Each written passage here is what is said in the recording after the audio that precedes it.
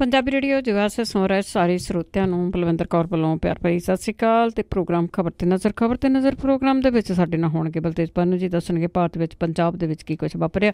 ਖਬਰਾਂ ਤੋਂ ਪਹਿਲਾਂ ਧੰਨਵਾਦ ਸਾਡੇ ਸਪੋਂਸਰ ਦਾ, ਜਿਨ੍ਹਾਂ ਦੇ ਕਰਕੇ ਇਹ ਪ੍ਰੋਗਰਾਮ ਆਪ ਸਭ ਤੱਕ ਪਹੁੰਚਦਾ।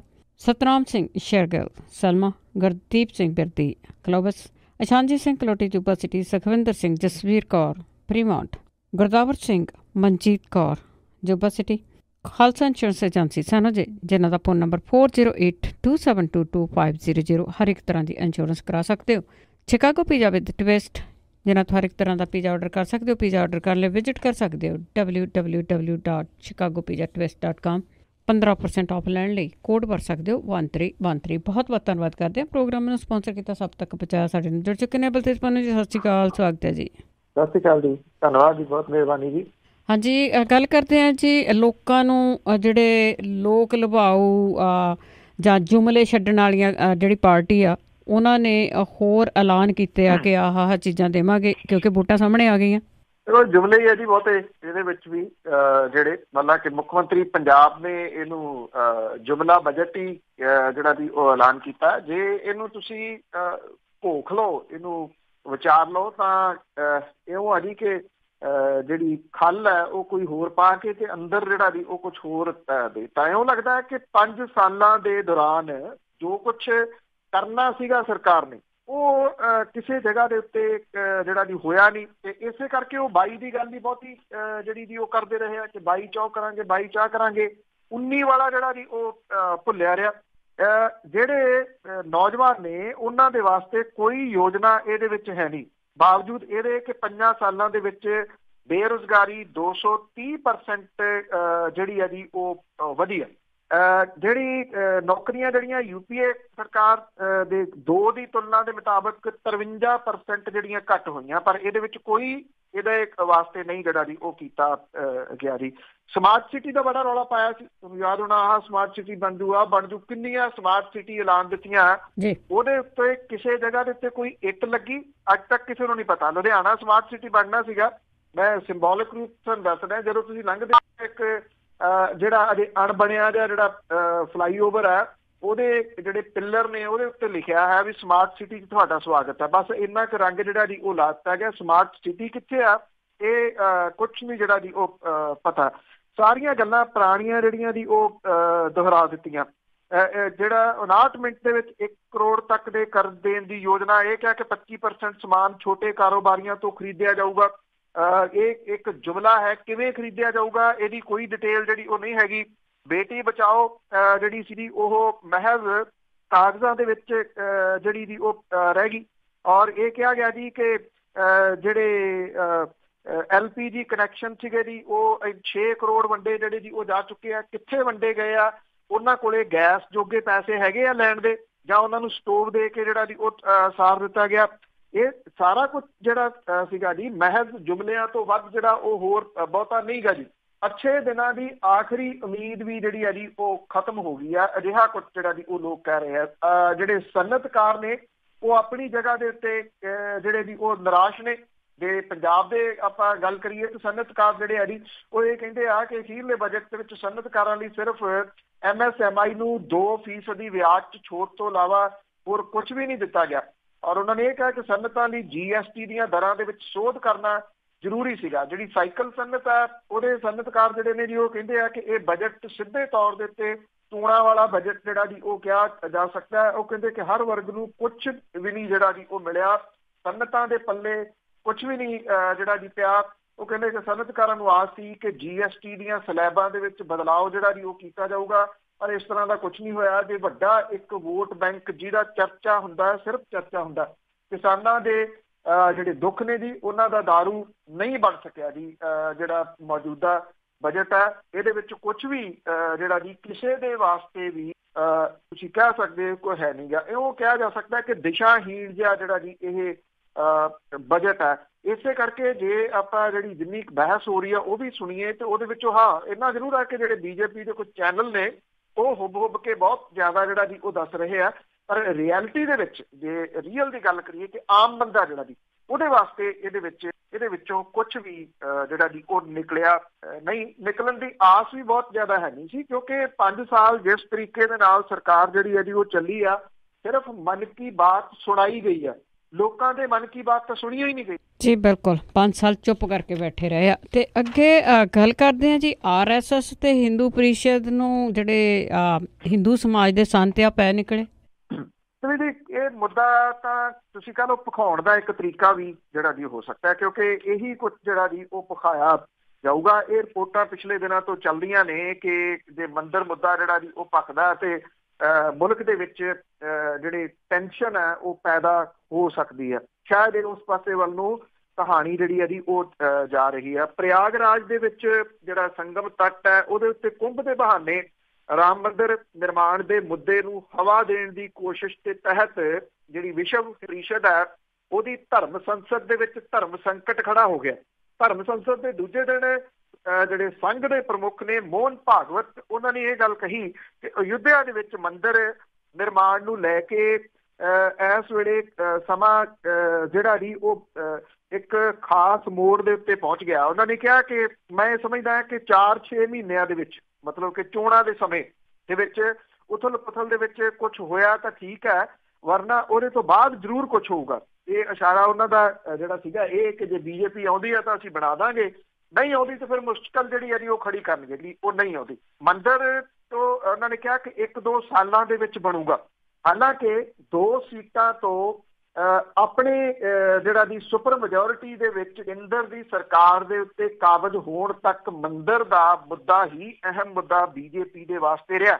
5 ਸਾਲ ਸੱਤਾ ਜਿਹੜੀ ਹੈ ਜੀ ਉਹ ਮੈਜੋਰਿਟੀ ਦੇ ਵਿੱਚ ਭੋਗ ਕੇ ਜਿਹੜਾ ਜੀ ਸਰਕਾਰ ਦਾ ਸਮਾਂ ਜਿਹੜਾ ਸਮਾਪਤ ਹੋਣ ਨੂੰ ਜਾ ਰਿਹਾ, ਉਹ ਜੇ ਕਹਿੰਦੇ 2 ਸਾਲ 1-2 ਸਾਲ ਦੇ ਵਿੱਚ ਜੀ ਮੰਦਿਰ ਮੁੱਦੇ ਦੇ ਉੱਤੇ ਰੱਖਣਗੇ, ਕਿਉਂਕਿ ਇਹ ਮੁੱਦਾ ਜਿਹੜਾ ਜੀ ਉਹ ਜਿਉਂਦਾ ਰੱਖਣਾ ਭਾਰਤੀ ਜਨਤਾ ਪਾਰਟੀ ਦੀ ਮਜਬੂਰੀ ਹੈ।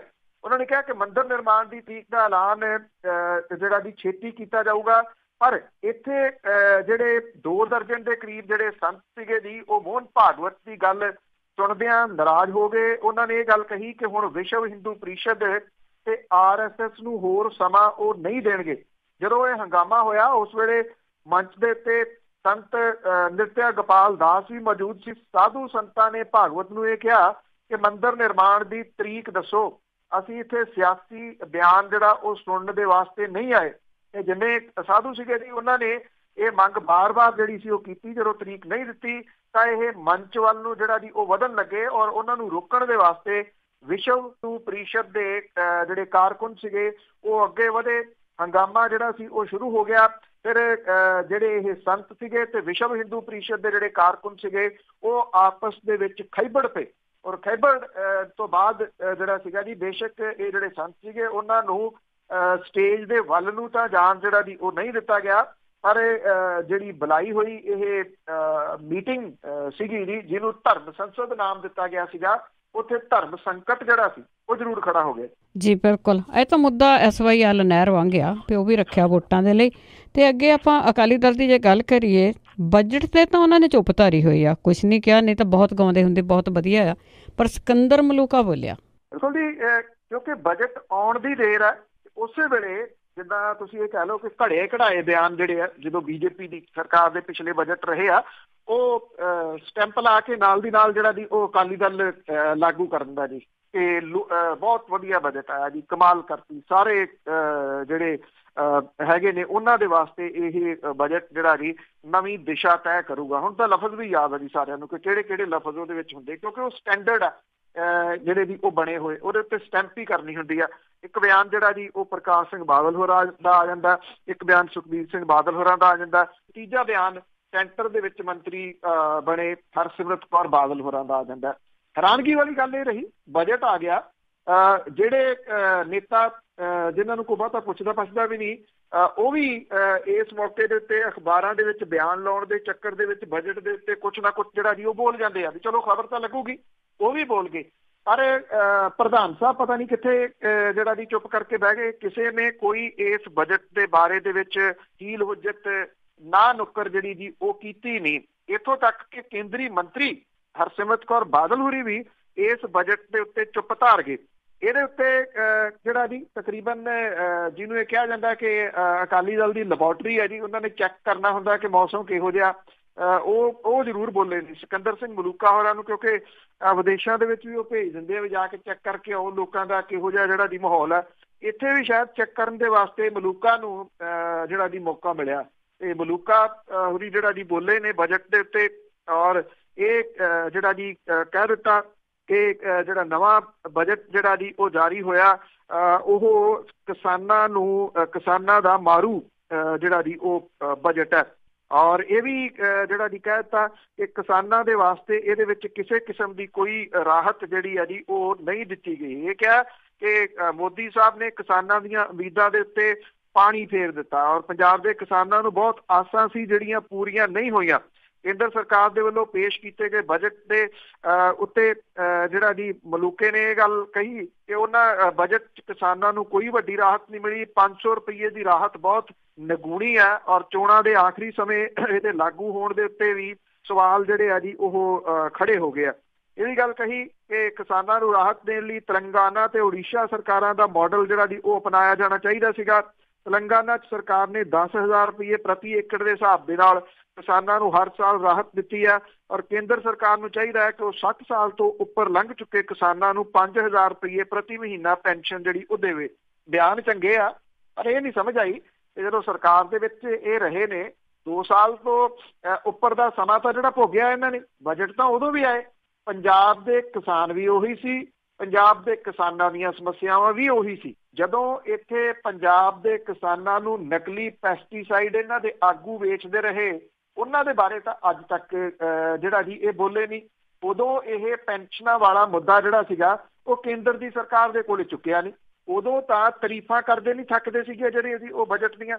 ਅੱਜ ਇਹਨਾਂ ਨੂੰ ਚੇਤਾ ਇਹ ਆ ਰਿਹਾ ਜੀ ਕਿ ਕਿਸਾਨਾਂ ਦੇ ਵਾਸਤੇ ਇਹ ਮਾਰੂ ਬਜਟ ਹੈ। ਬਜਟ ਉਹੋ ਜਿਹਾ ਹੀ ਆ ਜਿਹੋ ਜਿਹਾ ਪਿਛਲੇ 5 ਸਾਲਾਂ ਦੇ ਦੌਰਾਨ ਕੇਂਦਰ ਦੀ ਸਰਕਾਰ ਨੇ ਜਿਹੜਾ ਜੀ ਉਹ ਜਾਰੀ ਕੀਤਾ। ਹਾਂ, ਫਰਕ ਇਹ ਆ ਕਿ ਪਹਿਲਾਂ ਇਹ ਸੱਤਾ ਦੇ ਵਿੱਚ ਇੰਨੇ ਕੁ ਜਿਹੜਾ ਜੀ ਉਹ ਰੁੱਝੇ ਹੋਏ ਸੀਗੇ, ਪਾਵਰ ਦਾ ਇੰਨਾ ਕੁ ਗਰੂਰ ਸੀਗਾ ਕਿ ਕਿਸਾਨਾਂ ਦਾ ਕੁਝ ਨਹੀਂ ਕੀਤਾ ਔਰ 10 ਸਾਲਾਂ ਦੇ ਦੌਰਾਨ ਹੀ ਸਭ ਤੋਂ ਵੱਧ ਖੁਦਕੁਸ਼ੀਆਂ ਵੱਲ ਨੂੰ ਜਿਹੜਾ ਜੀ ਉਹ ਪੰਜਾਬ ਤੁਰਿਆ।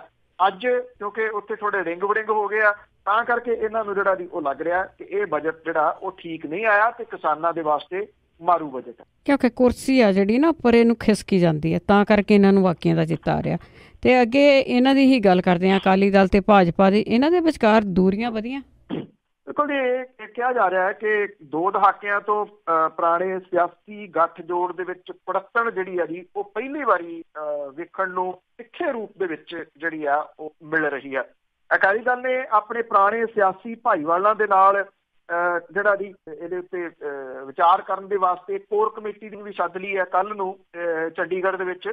ਔਰ ਇਹ ਕਿਹਾ ਜਾ ਰਿਹਾ ਹੈ ਕਿ ਭਾਜਪਾ ਦੇ ਕੌਮੀ ਪ੍ਰਧਾਨ ਅਮਿਤ ਸ਼ਾਹ ਨੇ ਆਪਣੇ ਸਭ ਤੋਂ ਪੁਰਾਣੇ ਭਾਈਵਾਲਾਂ ਦੇ ਮਸਲਿਆਂ ਨੂੰ ਅੱਖੋਂ ਪਰੋਖੇ ਹੀ ਨਹੀਂ ਕੀਤਾ, ਸਗੋਂ ਅਕਾਲੀ ਦਲ ਦੇ ਪ੍ਰਧਾਨ ਸਾਹਿਬ ਸੁਖਬੀਰ ਸਿੰਘ ਬਾਦਲ ਨੂੰ ਨਜ਼ਰਅੰਦਾਜ਼ ਜਿਹੜਾ ਜੀ ਉਹ ਕਰਨ ਲੱਗੇ ਆ।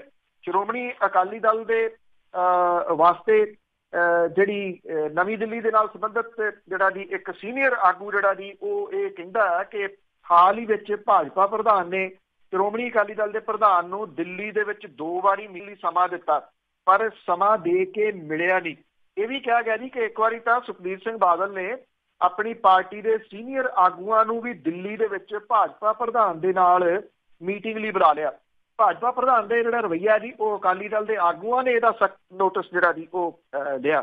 ਇਹ ਵੀ ਕਿਹਾ ਜਾ ਰਿਹਾ ਕਿ ਗੁਰਦਾਸਪੁਰ ਦੇ ਵਿੱਚ ਜਿਹੜੀ ਰੈਲੀ ਹੋਈ ਸੀ ਪ੍ਰਧਾਨ ਮੰਤਰੀ ਦੀ, ਉਹਦੇ ਤੋਂ ਪਹਿਲਾਂ ਅਕਾਲੀ ਦਲ ਨੂੰ ਕੁਝ ਵੀ ਜਿਹੜਾ ਜੀ ਪੁੱਛਿਆ ਨਹੀਂ ਗਿਆ ਇਸ ਰੈਲੀ ਦੇ ਬਾਰੇ ਦੇ ਵਿੱਚ ਕੀ ਕਰਨਾ ਕਿਵੇਂ ਨਹੀਂ ਕਰਨਾ। ਬੀਜੇਪੀ ਨੇ ਆਪਣੇ ਤੌਰ ਦੇ ਉੱਤੇ ਸਾਰਾ ਕੁਝ ਜਿਹੜਾ ਜੀ ਉਹ ਕੀਤਾ। ਅਕਾਲੀ ਉੱਥੇ ਜਿਹੜਾ ਜੀ ਗਏ ਜ਼ਰੂਰ, ਮਜਬੂਰੀ ਸੀ ਉਹਨਾਂ ਦਾ ਜਿਹੜਾ ਜੀ ਉਹ ਜਾਣਾ। ਅਕਾਲੀ ਦਲ ਇਹ ਕਹਿੰਦਾ ਹੈ ਕਿ ਸਿੱਖ ਮਸਲੇ ਜਿਹੜੇ ਜੀ ਉਹ ਹੱਲ ਨਹੀਂ ਗਏ ਕਿਉਂਕਿ ਸੱਤਾ ਦੇ ਵਿੱਚ ਹੈ ਨਹੀਂ, ਹੁਣ ਵਿਚਾਰਿਆਂ ਨੂੰ ਸਿੱਖ ਮਸਲੇ ਵੀ ਜਿਹੜੇ ਜੀ ਉਹ ਯਾਦ ਆ ਗਏ। ਇਹ ਕਿਹਾ ਜਾ ਰਿਹਾ ਹੈ ਕਿ ਜਦੋਂ ਤੋਂ ਲਾਲ ਕ੍ਰਿਸ਼ਨ ਅਡਵਾਨੀ ਐਂਡ ਗਰੁੱਪ ਜਿਹੜੀ ਸਰਗਰਮ ਰਾਜਨੀਤੀ ਆ ਉਹਦੇ ਤੋਂ ਲਾਂਭੇ ਕਰਕੇ ਪਾਸੇ ਬਿਠਾ ਦਿੱਤੇ ਗਏ ਤੇ ਕਮਾਨ ਜਿਹੜੀ ਸੀ ਅਮਿਤ ਸ਼ਾਹ ਹੋਰਾਂ ਦੇ ਹੱਥ ਆ ਗਈ, ਉਦੋਂ ਤੋਂ ਇਹ ਸੰਬੰਧ ਜਿਹੜੇ ਜੀ ਉਹ ਖਰਾਬ ਹੋਣੇ ਸ਼ੁਰੂ ਜਿਹੜੇ ਉਹ ਹੋਏ ਆ। ਪੰਜਾਬ ਦੇ ਵਿੱਚ ਬੇਸ਼ੱਕ ਭਾਰਤੀ ਜਨਤਾ ਪਾਰਟੀ ਕੋਈ ਬਹੁਤ ਵੱਡਾ ਆਧਾਰ ਨਹੀਂ ਰੱਖਦੀ, ਇਹਦੇ ਬਾਵਜੂਦ ਜਿਹੜੇ ਪੰਜਾਬ ਦੇ BJP ਦੇ ਆਗੂ ਨੇ ਉਹਨਾਂ ਨੇ ਉੱਪਰ ਜਿਹੜੀ ਸਲਾਹ ਦਿੱਤੀ ਆ ਕਿ ਬੇਸ਼ੱਕ ਪੰਜਾਬ ਦੇ ਵਿੱਚੋਂ 19 ਚ ਕੁਝ ਨਾ ਮਿਲੇ, 22 ਦੀ ਆਸ ਦੇ ਵਿੱਚ ਅਕਾਲੀਆਂ ਤੋਂ ਖਹਿੜਾ ਛਡਾ ਲੈਣ ਦੇ ਵਿੱਚ ਹੀ ਜਿਹੜੀ ਜੀ ਉਹ ਭਲਾ ਹੈ। ਦੂਸਰੀ ਗੱਲ ਜਿਹੜੀ ਜੀ ਇਹ ਕਹੀ ਜਾ ਰਹੀ ਆ ਕਿ ਜਿਸ ਤਰੀਕੇ ਦੇ ਨਾਲ SIT ਦੀ ਜਾਂਚ ਜਿਹੜੀ ਜੀ ਉਹ ਚੱਲ ਰਹੀ ਹੈ, ਉਹ ਸ਼ਿਕੰਜਾ ਹੌਲੀ ਹੌਲੀ ਜਿਹੜਾ ਜੀ ਇਸ ਪਰਿਵਾਰ ਵੱਲ ਨੂੰ ਹੋਣਾ। ਭਾਰਤੀ ਜਨਤਾ ਪਾਰਟੀ ਇਹ ਸੋਚਦੀ ਆ ਕਿ ਇਹ ਤੋਂ ਪਹਿਲਾਂ ਕਿ ਇਹ ਸ਼ਿਕੰਜਾ ਉਸ ਪਾਸੇ ਵੱਲ ਨੂੰ ਆਵੇ, ਫਿਰ ਉਸ ਤੋਂ ਖਹਿੜਾ ਛਡਾਉਣਾ ਜਿਹੜਾ ਜੀ ਉਹ ਔਖਾ ਹੋ ਜਾਊਗਾ। ਇਹ ਇੱਕ ਕਿਤੇ ਨਾ ਕਿਤੇ ਵੱਡੀ ਗੱਲ ਹੈ। ਹਾਂ, ਜਿਹੜਾ ਬਹਾਨਾ ਬਣਾਇਆ ਜਾ ਰਿਹਾ ਉਹ ਬਹਾਨਾ ਹਜ਼ੂਰ ਸਾਹਿਬ ਵਾਲੇ ਮਸਲੇ ਨੂੰ ਜਿਹੜਾ ਜੀ ਉਹ ਬਣਾਇਆ ਜਾ ਰਿਹਾ। ਇਹ ਕਿਹਾ ਜਾ ਰਿਹਾ ਕਿ ਜਦੋਂ ਸੋਧ ਕੀਤੀ ਜਾ ਰਹੀ ਸੀ ਉਦੋਂ ਅਕਾਲੀ ਦਲ ਬੋਲਿਆ ਨਹੀਂ। ਜਿਹੜਾ ਪਿਛਲਾ ਪ੍ਰਧਾਨ ਲਾਇਆ ਸੀਗਾ ਹਜ਼ੂਰ ਸਾਹਿਬ ਦੇ ਵਿੱਚ, ਉਹ ਵੀ ਭਾਰਤੀ ਜਨਤਾ ਪਾਰਟੀ ਦੀ ਮਹਾਰਾਸ਼ਟਰ ਦੀ ਸਰਕਾਰ ਨੇ ਲਾਇਆ ਸੀ, ਉਦੋਂ ਵੀ ਇਹ ਬੋਲੇ ਨਹੀਂ।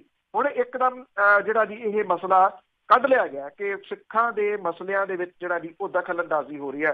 ਕਿਹਨੂੰ ਭੁੱਲਿਆ ਭਲਾ ਕਿ ਕਿਵੇਂ ਦਿੱਲੀ ਤੋਂ ਜਿਹੜਾ ਜੀ ਉਹ ਲਿਆ ਕੇ ਸ਼੍ਰੋਮਣੀ ਗੁਰਦੁਆਰਾ ਪ੍ਰਬੰਧਕ ਕਮੇਟੀ ਦੇ ਵਿੱਚ 5-5 ਲੱਖੀਏ ਜਿਹੜੇ ਜੀ ਉਹ ਲਾਏ ਗਏ ਸੀ। ਉਹ ਕੌਣ ਲੋਕ ਸਨ, ਕਿਹਦੇ ਕਹੇ ਦੇ ਉੱਤੇ ਜਿਹੜਾ ਜੀ ਉਹ ਲਾਏ ਗਏ ਸਨ? ਜੋ ਕਿਤਾਬਾਂ ਦਾ ਇਸ਼ੂ ਜਿਹੜਾ ਜੀ ਉਹ ਚੱਲਦਾ ਰਿਹਾ ਜਦੋਂ 300 ਸਾਲਾ ਸੀਗਾ ਜੀ ਆਪਣੇ ਸਿੱਖ ਜਿਹੜਾ ਜੀ ਦਾ ਸਿਰਜਣਾ ਦਿਵਸ, ਉਦੋਂ ਜਿਹੜੀਆਂ 300 ਕਿਤਾਬਾਂ ਛਪਵਾਈਆਂ ਗਈਆਂ ਸੀ ਉਹ ਅੱਜ ਬਹੁਤ ਵੱਡੇ ਮਾਤਰਾ ਵਿੱਚ ਲੋਕਾਂ ਕੋਲ ਹੈਗੀਆਂ, ਉਹਨਾਂ ਚੋਂ ਹਾਲਾਂਕਿ ਵਾਪਸ ਲੈ ਲਈਆਂ ਗਈਆਂ। ਉਹਦੇ ਵਿੱਚ ਘੁਸਪੈਠ ਕਿਹਨੇ ਕਰਵਾਈ? ਇਹ ਜਿਹੜਾ ਸੀਗਾ ਜੀ ਸਾਰਾ ਕੁਝ ਕਿਹਨੇ ਬਦਲਵਾ ਦਿੱਤਾ, ਕਿਵੇਂ ਬਦਲ ਗਿਆ? ਇਹ ਇੱਦਾਂ ਦੇ ਸਵਾਲ ਨੇ, ਇਹ ਉੱਠਦੇ ਨਹੀਂਗੇ। ਬਦਕਿਸਮਤੀ ਆ, ਇਹ ਉੱਠਦੇ ਨਹੀਂਗੇ। ਸਵਾਲ ਬਹੁਤ ਜਿਹੜਾ ਜੀ ਉਹ ਗੰਭੀਰ ਨੇ। ਹਜ਼ੂਰ ਸਾਹਿਬ ਦੇ ਇੱਕ ਪ੍ਰਧਾਨ ਲਾਉਣਾ ਜਿਹੜਾ ਜੀ ਬੇਸ਼ੱਕ ਇਹ ਦਖਲ ਅੰਦਾਜ਼ੀ ਹੈ ਸਿਆਸਤ ਦੀ, ਪਰ ਇਹ ਬਹੁਤ ਛੋਟੀ ਹੈ, ਬਹੁਤ ਨਿਗੂਣੀ ਹੈ। ਜੋ ਦਖਲ ਅੰਦਾਜ਼ੀ ਅੰਦਰ ਵੜ ਕੇ ਜਿਹੜੇ ਕੁਤਰ ਦਿੱਤਾ ਗਿਆ ਸਾਰਾ ਕੁਝ, ਅਕਾਲ ਤਖਤ ਦੀ ਮਾਣ ਮਰਿਆਦਾ ਜਿਹੜੀ ਸੀ ਉਹਦਾ ਜਥੇਦਾਰ ਜੋ ਹਾਸੋਹੀਣੀ ਸਥਿਤੀ ਦੇ ਵਿੱਚ ਲੈਣ ਦਾ, ਜੋ ਸ਼੍ਰੋਮਣੀ ਗੁਰਦੁਆਰਾ ਪ੍ਰਬੰਧਕ ਕਮੇਟੀ ਦਾ ਹੋ ਗਿਆ, ਦਿੱਲੀ ਸਿੱਖ ਗੁਰਦੁਆਰਾ ਮੈਨੇਜਮੈਂਟ ਕਮੇਟੀ ਦੇ ਪ੍ਰਧਾਨ ਦੇ ਉੱਤੇ ਸਿੱਧਾ ਪੈਸੇ ਖਾਣ ਦੀ FIR ਦਰਜ ਹੋ ਗਈ। ਇਸ ਲੈਵਲ ਤੱਕ ਜਿਹੜਾ ਜੀ ਸਿਟੀ ਦੀਆਂ ਇਹ ਜਿਹੜੀਆਂ ਉੱਚੀਆਂ ਸੁੱਚੀਆਂ ਸੰਪਰਦਾਵਾਂ ਸੀਗੀਆਂ ਜੀ, ਉਹਨਾਂ ਦਾ ਤਹਿਸ ਨਹਿਸ ਜਿਹੜਾ ਜੀ ਉਹ ਕਰ ਦਿੱਤਾ। ਪਰ ਅੱਜ ਇਹਨਾਂ ਨੂੰ ਜਿਹੜਾ ਜੀ ਇਹ ਜਾਪਦਾ ਕਿ ਹਜ਼ੂਰ ਸਾਹਿਬ ਦੇ ਵਿੱਚ ਜਿਹੜਾ ਇੱਕ ਪ੍ਰਧਾਨ ਲਾਉਣਾ ਉਹ ਬਹੁਤ ਵੱਡਾ ਜਿਹੜਾ ਜੀ ਉਹ ਇਸ਼ੂ ਆ।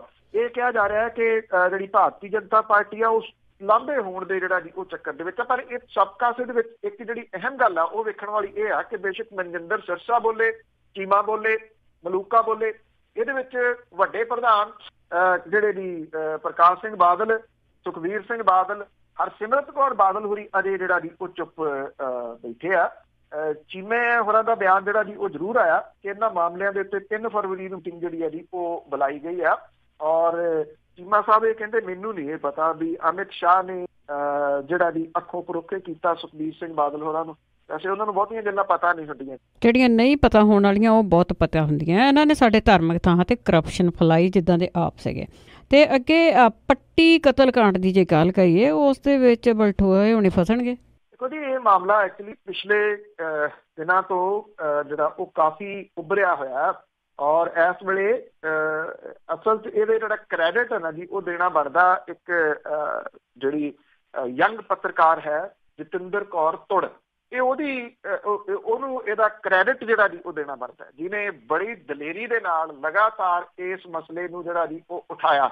ਨਾ ਸਿਰਫ ਉਠਾਇਆ ਬਲਕਿ ਇਹਨੂੰ ਇਸ ਜਗ੍ਹਾ ਦੇ ਉੱਤੇ ਜਿਹੜਾ ਜੀ ਉਹ ਲਿਆ ਕੇ ਖੜਾ ਕਰ ਦਿੱਤਾ ਕਿ ਵਿਰਸਾ ਸਿੰਘ ਵਲਟੋਹਾ ਦੇ ਵਾਸਤੇ ਮੁਸ਼ਕਲਾਂ ਜਿਹੜੀਆਂ ਜੀ ਉਹ ਵੱਧ ਗਈਆਂ। 1983 ਦੇ ਵਿੱਚ ਪੱਟੀ ਦੇ ਪ੍ਰਸਿੱਧ ਡਾਕਟਰ ਸੁਦਰਸ਼ਨ ਕੁਮਾਰ ਤ੍ਰਿਹਨ ਦਾ ਕਤਲ ਹੁੰਦਾ। ਇਸ ਕਤਲ ਦੇ ਮਾਮਲੇ ਦੇ ਵਿੱਚ ਨਾਮ ਆਉਂਦਾ ਵਿਰਸਾ ਸਿੰਘ ਵਲਟੋਹਾ ਦਾ ਔਰ ਉਸੇ ਦਿਨ ਅਣਪਛਾਤੇ ਲੋਕਾਂ ਦੇ ਖਿਲਾਫ ਕਤਲ ਦਾ ਮਾਮਲਾ ਦਰਜ ਕਰ ਦਿੱਤਾ ਜਾਂਦਾ। 1 ਮਹੀਨੇ ਬਾਅਦ ਪੁਲਿਸ ਨੇ ਇੱਕ ਹਰਦੇਵ ਸਿੰਘ ਨੂੰ ਰਿਮਾਂਡ ਲਿਆ ਜਿਹੜਾ ਕਿ ਹੋਰ ਮਾਮਲਿਆਂ ਦੇ ਵਿੱਚ ਨਾਭੇ ਦੀ ਜੇਲ੍ਹ 'ਚ ਬੰਦ ਸੀ। ਹਰਦੇਵ ਸਿੰਘ ਨੇ ਪੁਲਿਸ ਨੂੰ ਦੱਸਿਆ ਕਿ ਉਹ ਬਲਦੇਵ ਸਿੰਘ ਤੇ ਵਿਰਸਾ ਸਿੰਘ ਵਲਟੋਹਾ ਦੇ ਨਾਲ ਡਾਕਟਰ ਤ੍ਰਿਹਨ ਦੇ ਕਤਲ ਦੇ ਪਿੱਛੇ ਸੀ। ਕਬੂਲਨਾਮੇ ਦੇ ਆਧਾਰ ਦੇ ਉੱਤੇ ਵਲਟੋਹੇ ਨੂੰ ਦੋਸ਼ੀ ਵਜੋਂ ਨਾਮਜ਼ਦ ਜਿਹੜਾ ਸੀ ਉਹ ਕੀਤਾ ਗਿਆ। ਵਿਰਸਾ ਸਿੰਘ ਵਲਟੋਹਾ ਦੇ ਖਿਲਾਫ ਇਸ ਮਾਮਲੇ 'ਚ ਕਦੇ ਚਲਾਨ ਹੀ ਨਹੀਂ ਪੇਸ਼ ਕੀਤਾ ਗਿਆ। ਮਾਮਲੇ ਦੀਆਂ ਫਾਈਲਾਂ ਪੱਟੀ ਪੁਲਿਸ ਸਟੇਸ਼ਨ 'ਚੋਂ ਗਾਇਬ ਹੋ ਗਈਆਂ। ਇਹਦੇ ਸੰਬੰਧੀ ਕੋਈ ਜਾਂਚ ਜਿਹੜੀ ਜੀ ਉਹ ਨਹੀਂ ਕੀਤੀ ਗਈ। FIR ਦੀ ਕਾਪੀ ਦੇ ਮੁਤਾਬਕ 9 ਸਤੰਬਰ 83 ਨੂੰ ਦਰਜ ਹੋਈ FIR ਨੰਬਰ 346 ਦੇ ਮੁਤਾਬਕ ਭਾਰਤੀ ਦੰਡ ਜਿਹੜੀ ਧਾਰਾ 302, 307, 452, 34 ਦੇ ਤਹਿਤ ਵਲਟੋਹੇ ਨੂੰ ਇੱਕ ਭਗੌੜਾ ਅਪਰਾਧੀ ਜਿਹੜਾ ਜੀ ਉਹ ਦੱਸਿਆ ਗਿਆ। ਅਦਾਲਤ ਦੇ ਵੱਲੋਂ ਫਾਈਲ ਦੇ ਰਿਕਾਰਡ ਦੇ ਮੁਤਾਬਕ ਵਲਟੋਹੇ ਨੂੰ ਫਰਵਰੀ 1991 ਦੇ ਵਿੱਚ ਸੈਸ਼ਨ ਜੱਜ ਤੋਂ ਇਸ ਕੇਸ ਦੇ ਵਿੱਚ ਜ਼ਮਾਨਤ ਮਿਲ ਗਈ ਔਰ ਇਹਨੇ ਪਹਿਲਾਂ ਕਦੇ ਵੀ ਕੋਈ ਪੂਰਾ ਚਲਾਨ ਜਿਹੜਾ ਜੀ ਪੇਸ਼ ਨਹੀਂ ਕੀਤਾ ਪੁਲਿਸ ਨੇ। ਦੂਜੇ ਪਾਸੇ ਪੁਲਿਸ ਤੇ ਖੁਫੀਆ ਏਜੰਸੀਆਂ ਏਦਾਂ ਜਿਹੜਾ ਜੀ ਉਹ ਸਾਰਾ ਕੁਝ ਢੱਕ ਕੇ ਬੈਠੀਆਂ ਰਹੀਆਂ ਤੇ ਪਾਸਪੋਰਟ, ਵੈਪਨ ਦੇ ਲਾਇਸੈਂਸ, ਸੁਰੱਖਿਆ ਵਲਟੋਹਾ ਨੂੰ ਜਿਹੜੀ ਸੀ ਉਹ ਦੇ ਛੱਡੀ, ਇੱਕ ਜਿਹਦੇ ਉੱਤੇ ਕਤਲ ਦਾ ਜਿਹੜਾ ਜੀ ਉਹ ਦੋਸ਼ ਸੀਗਾ।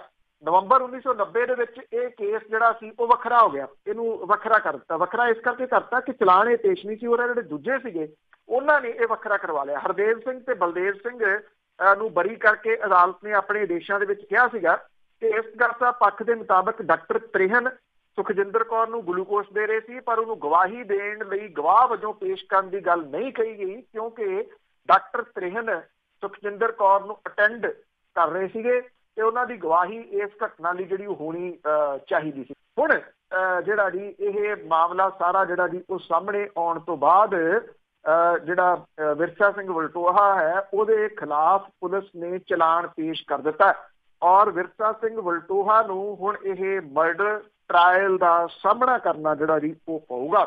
ਇਹਦੇ ਵਿੱਚੋਂ ਕੀ ਨਿਕਲਦਾ, ਕੀ ਫੈਸਲਾ ਆਉਂਦਾ, ਉਹ ਬਾਅਦ ਵਾਲੀਆਂ ਗੱਲਾਂ ਨੇ, ਪਰ ਕਤਲ ਦੇ ਕੇਸ ਦਾ ਸਾਹਮਣਾ ਜਿਹੜਾ ਜੀ ਉਹ ਵਿਰਸਾ ਸਿੰਘ ਵਲਟੋਹਾ ਨੂੰ ਕਰਨਾ ਪਊਗਾ, ਜਿਹਦੀ ਜ਼ੁਬਾਨ ਦਾ ਰਸ ਅਕਸਰ ਹੀ ਲੋਕਾਂ ਨੇ, ਬਹੁਤ ਸਾਰਿਆਂ ਨੇ ਕਿਰਦਾ ਸੁਣਿਆ ਹੋਣਾ।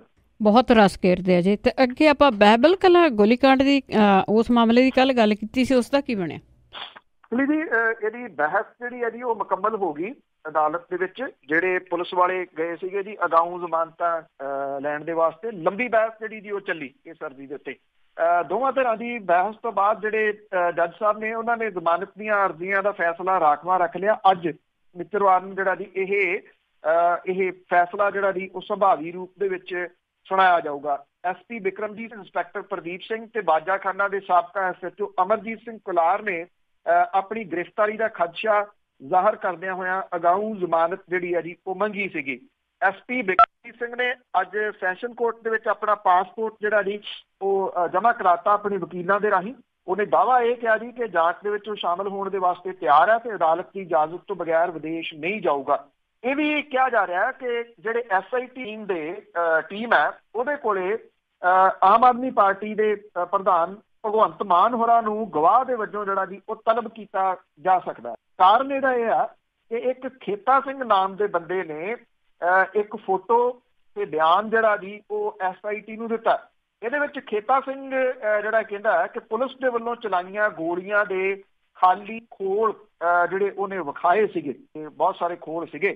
ਖੇਤਾ ਸਿੰਘ ਬਾਈਬਲ ਕਲਾ ਕਾਂਡ ਦੇ ਵੇਲੇ ਧਰਨੇ ਦਾ ਇੰਚਾਰਜ ਜਿਹੜਾ ਜੀ ਉਹ ਦੱਸਿਆ ਜਾਂਦਾ ਔਰ ਜਾਂਚ ਟੀਮ ਦੇ ਸਾਹਮਣੇ ਖੇਤਾ ਸਿੰਘ ਨੇ ਕਿਹਾ ਕਿ ਜਿਹੜੇ ਖੋਲ ਉਹਨੂੰ ਮਿਲੇ ਸੀ ਉਹਦੇ ਵਿੱਚੋਂ ਇੱਕ ਖੋਲ ਉਹਨੇ ਉਸ ਟਾਈਮ, ਕਿਉਂਕਿ ਲੋਕਾਂ ਦਾ ਹਾਲ ਚਾਲ ਜਿਹੜਾ ਜੀ ਉਹ ਪੁੱਛਣ ਗਏ ਸੀਗੇ ਜਦੋਂ ਸਾਰਾ ਕੁਝ ਆਇਆ, ਉਹਨੇ ਭਗਵੰਤ ਮਾਨ ਹੋਰਾਂ ਨੂੰ ਇੱਕ ਖੋਲ ਜਿਹੜਾ ਜੀ ਉਹ ਦਿੱਤਾ ਸੀਗਾ।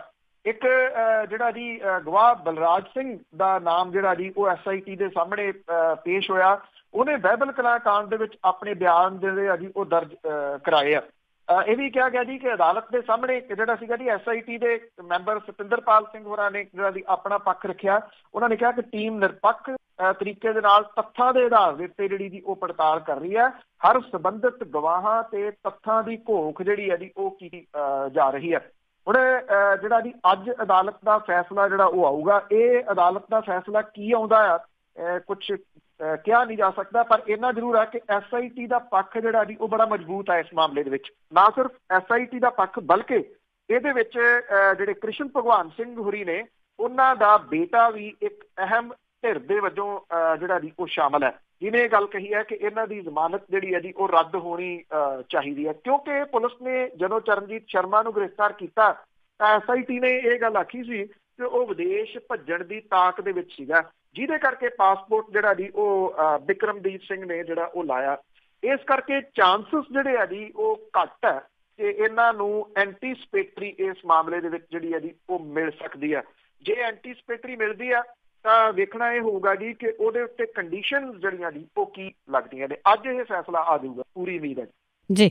ਤੇ ਅੱਗੇ ਸਿਟੀ ਸੈਂਟਰ ਘਟਾਲਾ ਬੜੀ ਦੇਰ ਤੋਂ ਹੀ ਇਹ ਚੱਲ ਰਿਹਾ ਆ ਤੇ ਹੁਣ ਸਮੇਤ ਸੈਣੀ ਦੀ ਅਰਜ਼ੀ ਤੇ ਬਹਿਸ ਜੀ ਇਸ ਮਾਮਲੇ ਦੇ ਵਿੱਚ ਸੈਸ਼ਨ ਅਦਾਲਤ ਜਿਹੜੀ ਲੁਧਿਆਣੇ ਦੀ ਹੈ ਜੀ ਉਹਦੇ ਵਿੱਚ ਦੁਬਾਰਾ ਫੇਰ ਸੁਣਵਾਈ ਸ਼ੁਰੂ ਹੋਈ। ਇਹਦੇ ਵਿੱਚ ਪੰਜਾਬ ਸਰਕਾਰ ਦੇ ਪ੍ਰੋਸੀਕਿਊਸ਼ਨ ਵਿਭਾਗ ਜਿਹੜਾ ਜੀ ਉਹਨੇ ਅਦਾਲਤ ਦੇ ਸਾਹਮਣੇ ਦਾਅਵਾ ਇਹ ਕੀਤਾ ਕਿ ਵਿਜੀਲੈਂਸ ਬਿਊਰੋ ਨੇ ਇਹ ਮਾਮਲਾ ਬੰਦ ਕਰਨ ਦੀ ਜਿਹੜੀ ਰਿਪੋਰਟ ਪੇਸ਼ ਕੀਤੀ ਉਹਨੂੰ ਚੁਣੌਤੀ ਦੇਣ ਦਾ ਪੰਜਾਬ ਦੇ ਸਾਬਕਾ ਡੀਜੀ ਸੁਮੇਧ ਸਿੰਘ ਸੈਣੀ ਨੂੰ ਕੋਈ ਅਧਿਕਾਰ ਨਹੀਂ ਹੈ। ਇਸ ਕਰਕੇ ਇਹ ਮਾਮਲਾ ਖਾਰਜ ਕਰ ਦਿੱਤਾ ਜਾਣਾ ਚਾਹੀਦਾ। ਸਰਕਾਰੀ ਧਿਰ ਨੇ ਸਾਲ 2007 ਤੋਂ ਲੈ ਕੇ 12 ਦੇ ਦੌਰਾਨ ਵਿਜੀਲੈਂਸ ਬਿਊਰੋ ਦੇ ਵੱਲੋਂ ਇਸ ਮਾਮਲੇ ਦੇ ਵਿੱਚ ਕੀਤੀ ਜਾਂਚ ਦੇ ਉੱਤੇ ਸਵਾਲ ਖੜਾ ਕੀਤਾ। ਇਹਨਾਂ ਵਰ੍ਹਿਆਂ ਦੇ ਦੌਰਾਨ ਸੁਮੇਧ ਸੈਣੀ ਹੋਰੀ ਵਿਜੀਲੈਂਸ ਬਿਊਰੋ ਦੇ ਡਾਇਰੈਕਟਰ ਹੁੰਦੇ ਸੀਗੇ ਔਰ ਇਸ ਮਾਮਲੇ ਦੀ ਸੁਣਵਾਈ ਜਿਹੜੀ ਹੈ ਜੀ ਹੁਣ 7 ਫਰਵਰੀ ਤੱਕ ਮੁਲਤਵੀ ਕੀਤੀ ਗਈ ਆ। ਸੁਮੇਧ ਸੈਣੀ ਹੋਰਾਂ ਨੇ ਪਹਿਲਾਂ ਅਦਾਲਤ ਦੇ ਸਾਹਮਣੇ ਬੇਨਤੀ ਕੀਤੀ ਸੈਂਟਰ ਘੁਟਾਲੇ ਵਾਲਾ ਕੇਸ ਬੰਦ ਕਰਨ ਤੋਂ ਪਹਿਲਾਂ ਉਹਨਾਂ ਦੀ ਸੁਣਵਾਈ ਕੀਤੀ ਜਾਣੀ ਚਾਹੀਦੀ ਹੈ। ਇਹਦੇ ਜਵਾਬ ਦੇ ਵਿੱਚ ਪ੍ਰੋਸੀਕਿਊਸ਼ਨ ਵਿਭਾਗ ਦੇ ਡਾਇਰੈਕਟਰ ਵਿਜੇ ਸਿੰਗਲਾ ਨੇ ਕਿਹਾ ਕਿ ਸੁਮੇਧ ਸੈਣੀ ਵਿਜੀਲੈਂਸ ਬਿਊਰੋ ਦੇ ਡਾਇਰੈਕਟਰ ਵਜੋਂ ਡਿਊਟੀ ਦਿੰਦਿਆਂ ਕਦੇ ਵੀ ਨਿੱਜੀ ਸਮਰੱਥਾ ਨਿੱਜੀ ਤੌਰ ਦੇ ਉੱਤੇ ਅਦਾਲਤ ਦੇ ਵਿੱਚ ਪੇਸ਼ ਨਹੀਂ ਸਨ ਹੋਏ ਔਰ ਇਹਦੇ ਲਈ ਜਦੋਂ ਉਹ ਅਹੁਦੇ ਤੋਂ ਸੇਵਾ ਮੁਕਤ ਹੋ ਚੁੱਕੇ ਆ ਇਸ ਲਈ ਉਹਨਾਂ ਦਾ ਇਸ ਮਾਮਲੇ ਦੇ ਵਿੱਚ ਪੇਸ਼ ਹੋਣ ਦਾ ਕੋਈ ਅਧਿਕਾਰ ਜਿਹੜਾ ਜੀ ਉਹ ਨਹੀਂ ਬਣਦਾ। ਸਿਟੀ ਸੈਂਟਰ ਯੋਜਨਾ ਨੂੰ ਪੰਜਾਬ ਦੇ ਸਭ ਤੋਂ ਵੱਡੇ ਪ੍ਰੋਜੈਕਟਾਂ ਦੇ ਵਜੋਂ ਪੇਸ਼ ਕੀਤਾ ਗਿਆ ਔਰ ਇਹਨਾਂ ਦੀ ਸ਼ੁਰੂਆਤ 2006 ਦੇ ਵਿੱਚ ਜਿਹੜੀ ਹੋਈ ਸੀ। ਲੁਧਿਆਣਾ ਦੇ ਵਿੱਚ ਇਸ ਕੰਪਲੈਕਸ ਦੇ ਵਿੱਚ ਸ਼ਾਪਿੰਗ ਮਾਲ, ਮਲਟੀਪਲੈਕਸ, ਅਪਾਰਟਮੈਂਟ ਤੇ ਇੱਕ ਹੈਲੀਪੈਡ ਵੀ ਜਿਹੜਾ ਬਣਾਇਆ ਜਾਣਾ ਸੀਗਾ ਪਰ ਪੰਜਾਬ ਵਿਜੀਲੈਂਸ ਬਿਊਰੋ ਨੇ ਮਾਰਚ 2007 ਦੇ ਦੌਰਾਨ ਕੇਸ ਦਰਜ ਕਰ ਲਿਆ ਸੀ। ਇਸ ਮਾਮਲੇ ਦੇ ਵਿੱਚ ਕੈਪਟਨ ਅਮਰਿੰਦਰ ਸਿੰਘ, ਉਹਨਾਂ ਦੇ ਬੇਟੇ ਰਣਿੰਦਰ ਸਿੰਘ ਤੇ ਉਦੋਂ ਸਥਾਨਕ ਸਰਕਾਰਾਂ ਬਾਰੇ ਮੰਤਰੀ ਜਗਜੀਤ ਸਿੰਘ ਜਿਹੜੇ ਹੁਣ ਦੁਨੀਆ 'ਚ ਨਹੀਂ ਉਹਦੇ ਵਿਰੁੱਧ ਕੇਸ ਜਿਹੜਾ ਜੀ ਉਹ ਦਰਜ ਕੀਤਾ ਗਿਆ ਸੀ। ਇਹ ਕਿਹਾ ਗਿਆ ਸੀ ਇਹਦੇ ਨਾਲ ਸੂਬੇ ਦਾ ਵੱਡਾ ਆਰਥਿਕ ਨੁਕਸਾਨ ਹੋਇਆ। ਸੁਮੇਧ ਸੈਣੀ ਹੋਰਾਂ ਦਾ ਇਹਦੇ ਵਿੱਚ ਜਿਹੜਾ ਆਉਣਾ ਇਹਨੂੰ ਬਾਈਬਲ ਕਲਾਂ ਗੋਲੀਕਾਂਡ ਦੀ ਜਾਂਚ ਦੇ ਨਾਲ ਜੋੜ ਕੇ ਕੁਝ ਲੋਕ ਜਿਹੜਾ ਜੀ ਉਹ ਦੇਖਦੇ ਆ। ਇਹ ਸੁਮੇਧ ਸੈਣੀ ਹੋਰੀ ਜਿਹੜਾ ਜੀ ਇਹਦੇ ਵਿੱਚ ਤਾਂ ਕਰਕੇ ਜਿਹੜਾ ਸ਼ਾਮਲ ਹੋਏ ਆ ਵੀ ਜੇ ਫਿਰ ਮੇਰੇ ਉੱਤੇ ਕੁਝ ਆਉਂਦਾ ਤੇ ਮੈਂ ਵੀ ਕੁਝ ਨਾ ਕੁਝ ਜਿਹੜੀ ਜੀ ਉਹ ਹਿੱਲ ਜੁਲ ਕਰੂੰਗਾ। ਹੁਣ ਇਹ ਡਿਪੈਂਡ ਜਿਹੜਾ ਹੈਗਾ ਜੀ ਅਦਾਲਤ ਦੇ ਉੱਤੇ ਉਹ ਸੁਮੇਧ ਸੈਣੀ ਜਿਹੜਾ ਜੀ ਉਹਨੂੰ ਉਹਦੀ ਇਸ ਐਪਲੀਕੇਸ਼ਨ ਨੂੰ ਮੰਨਦੇ ਆ ਜਾਂ ਨਹੀਂ ਮੰਨਦੇ। ਜੇ ਮੰਨਦੇ ਆ ਤਾਂ ਉਹਦੀ ਗਵਾਹੀ ਫਿਰ ਜਿਹੜੀ ਹੈ ਕੀ ਮਾਇਨੇ ਰੱਖਦੀ ਆ, ਨਹੀਂ ਮੰਨਦੇ ਤਾਂ ਫਿਰ ਜਿਹੜਾ ਜੀ ਇਹ ਕਿਹਾ ਜਾ ਸਕਦਾ ਫਿਰ ਇਸ ਦਾ ਫੈਸਲਾ ਜਿਹੜਾ ਜੀ ਉਹ ਛੇਤੀ ਆ ਸਕਦਾ ਜਿਹੜੀ ਕਿ ਇੱਕ ਜਿਹੜੀ ਕਲੋਜ਼ਿੰਗ ਰਿਪੋਰਟ ਜਿਹੜੀ ਹੈ ਜੀ ਉਹ ਲਾਈ ਹੋਈ ਹੈ ਵਿਜੀਲੈਂਸ। ਜੀ ਦੇਖੋ ਜੀ ਇੱਕ ਦੂਸਰੇ ਦੇ ਕੀ ਪੜਦੇ ਫੋਲਦੇ ਆ। ਤੇ ਅੱਗੇ ਅੰਮ੍ਰਿਤਸਰ ਏਅਰਪੋਰਟ ਦੀ ਜੇ ਗੱਲ ਕਰੀਏ ਮੁਲਕ ਭਰ ਦੇ ਵਿੱਚੋਂ ਪਹਿਲੇ ਨੰਬਰ ਤੇ ਆਇਆ। ਅੰਮ੍ਰਿਤਸਰ ਦਾ ਏਅਰਪੋਰਟ ਜਿਹੜਾ ਜੀ ਉਹ ਚਰਚਿਤ ਹੈ। ਹਾਂ ਇੰਨਾ ਜ਼ਰੂਰ ਹੈ ਕਿ ਇੰਟਰਨੈਸ਼ਨਲ ਜਿਹੜੀਆਂ ਫਲਾਈਟ ਨੇ ਉਹਦੇ ਵਾਸਤੇ ਤਾਂ ਕੁਛ ਨਾ ਕੁਛ ਜਿਹੜਾ ਜੀ ਝੁੱਚਰਾਂ ਡਾਉਂਦੇ ਹੀ ਰਹਿੰਦੇ ਆ। ਉਹਦਾ ਕਈ ਕਾਰਨ ਨੇ ਜੀ। ਕਾਰਨ ਮੇਨ ਜਿਹੜਾ ਇਹ ਆ ਕਿ ਬਹੁਤ ਵੱਡਾ ਮਾਫੀਆ ਜਿਹੜਾ ਜੀ ਉਹ ਨਹੀਂ ਚਾਹੁੰਦਾ ਕਿਉਂਕਿ ਇੰਨੇ ਬਹੁਤੇ ਪਰਸੈਂਟ ਤਾਂ ਜਿਹੜੇ ਪੰਜਾਬੀ ਨੇ ਵਿਦੇਸ਼ਾਂ 'ਚ ਰਹਿੰਦੇ ਆ ਤੇ ਉਹ ਦਿੱਲੀੋਂ ਜਾ ਕੇ ਜਿਹੜਾ ਜੀ ਉਹ ਚੜ੍ਹਦੇ ਆ। ਜਿਉਂ ਸ਼ੰਭੂ ਕ੍ਰਾਸ ਕਰ ਲਓ ਮੂਰਥਲ ਤੱਕ ਥਾਂ ਦੇ ਉੱਤੇ ਚੱਲਦੇ ਜਿਹੜੇ ਬਿਜ਼ਨਸ ਉਹ ਪੰਜਾਬੀਆਂ ਦੇ ਸਿਰ ਤੇ ਚੱਲਦੇ ਆ ਕੋਈ ਮੰਨੇ ਜਾਂ ਨਾ ਮੰਨੇ। ਦਸੰਬਰ 17 ਦੇ ਮੁਕਾਬਲੇ ਦਸੰਬਰ 18 ਦੇ ਵਿੱਚ ਇੰਟਰਨੈਸ਼ਨਲ ਪੈਸੇਂਜਰ ਦੀ ਗਿਣਤੀ ਦੇ ਵਿੱਚ 48% ਦੇ ਵਾਧੇ ਦੇ ਨਾਲ ਅੰਮ੍ਰਿਤਸਰ ਏਅਰਪੋਰਟ ਦੇਸ਼ ਦਾ ਨੰਬਰ ਏਅਰਪੋਰਟ ਜਿਹੜਾ ਜੀ ਉਹ ਬਣ ਗਿਆ। ਜਿੰਨਾ ਵਾਧਾ ਜਿਹੜਾ ਜੀ ਇੱਥੇ ਹੋਇਆ। ਡੋਮੈਸਟਿਕ ਤੇ ਇੰਟਰਨੈਸ਼ਨਲ ਜਿਹੜੇ ਇੱਥੇ ਹੈਗੇ ਨੇ ਜੀ ਯਾਤਰੀ ਉਹਨਾਂ ਦੀ ਗਿਣਤੀ ਇਸ ਇੱਕ ਮਹੀਨੇ ਦੇ ਵਿੱਚ 2,60,000 ਦਰਜ ਕੀਤੀ ਗਈ ਆ ਜਿਹੜਾ ਕਿ ਇੱਕ ਨਵਾਂ ਰਿਕਾਰਡ ਹੈ। ਪਿਛਲੇ ਸਾਲ ਦਸੰਬਰ ਦੇ ਮੁਕਾਬਲੇ ਦਸੰਬਰ 18 ਦੇ ਵਿੱਚ ਇੰਟਰਨੈਸ਼ਨਲ ਏਅਰਕ੍ਰਾਫਟ ਮੂਵਮੈਂਟ ਵੀ ਜਿਹੜੀ ਅੰਮ੍ਰਿਤਸਰ ਦੇਸ਼ ਦੇ 35 ਏਅਰਪੋਰਟ ਦੇ ਵਿੱਚੋਂ ਦੂਜੇ ਨੰਬਰ ਦਿੱਤੇ ਆ।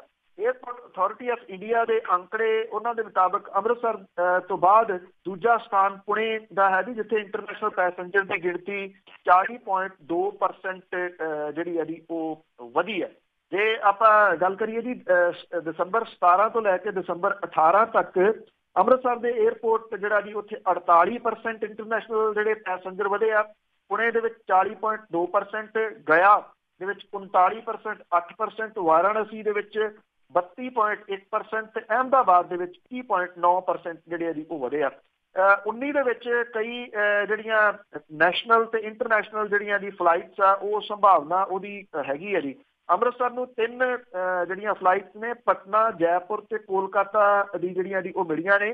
ਫਿਲਹਾਲ ਏਅਰਪੋਰਟ ਤੋਂ 9 ਡੋਮੈਸਟਿਕ ਤੇ 8 ਇੰਟਰਨੈਸ਼ਨਲ ਫਲਾਈਟਸ ਜਿਹੜੀਆਂ ਦੀ ਉਹ ਸਿੱਧੇ ਤੌਰ ਦੇ ਉੱਤੇ ਜੁੜ ਰਹੀਆਂ ਨੇ। ਐਕਚੁਅਲੀ ਅੰਮ੍ਰਿਤਸਰ ਤੋਂ ਜਿਹੜੀ ਹੈ ਜੀ ਇੱਕ ਸੰਸਥਾ ਵੀ ਲਗਾਤਾਰ ਜਿਹੜੀ ਐਕਟਿਵ ਹੈ ਔਰ ਉਹ ਅਦਾਲਤ ਦਾ ਸਹਾਰਾ ਲੈ ਕੇ ਲੋਕਾਂ ਨੂੰ ਅਵੇਅਰ ਕਰਕੇ ਜਿਹੜਾ ਜੀ ਇਹਦੇ ਵਾਸਤੇ ਬਹੁਤ ਵਧੀਆ ਜਿਹੜਾ ਜੀ ਉਹ ਕੰਮ ਕਰ ਰਹੀ ਹੈ। ਜਿਨ੍ਹਾਂ ਦੀ ਐਕਚੁਅਲੀ ਇਹ ਬਹੁਤ ਵੱਡੀ ਦੇਣ ਹੈ ਜਿਨ੍ਹਾਂ ਦੀ ਵਜ੍ਹਾ ਕਰਕੇ ਇੱਕ ਤਕਰੀਬਨ ਇੱਕ ਸਮੇਂ ਦੇ ਉੱਤੇ ਡੈਡ ਕਰ ਦਿੱਤੇ ਗਏ 에ਅਰਪੋਰਟ ਨੂੰ ਜਿਹੜਾ ਜੀ ਉਹ ਦੁਬਾਰਾ ਇਹਨਾਂ ਲੋਕਾਂ ਨੇ ਆਪਣੀ ਮਿਹਨਤ ਦੇ ਨਾਲ ਜਿਹੜਾ ਉਹ ਚਲਾ ਲਿਆ। ਬਿਲਕੁਲ ਜੀ, ਉਹ ਬਹੁਤ ਲਾਗੇ ਪੈਂਦਾ ਆ ਸਾਰਿਆਂ ਨੂੰ, ਹਰ ਕੋਈ ਚਾਹੁੰਦਾ ਆ ਵੀ ਉਹੋ ਹੀ ਹੋਵੇ।